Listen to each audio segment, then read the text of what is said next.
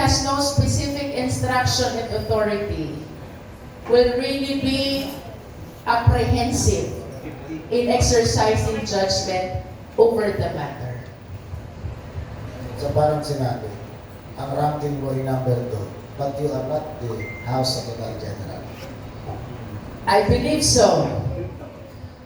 But yung explanation nyo, peppered with word immediately, medyo napulit ang isip ko eh. Ano ba meaning ng immediately and forthwith? For me, they're one and the same, no? Pero importante na i-consider natin yung appreciation of the official given this power and duty, no? Kaya sabi ko kanina, I do not want to preempt the judgment of Secretary Cheloy Grafin as to how she will discharge her function in transmitting the impeachment complaint to the office of the Speaker immediately.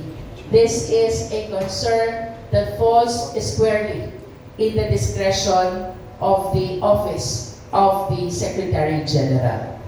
Ma'am,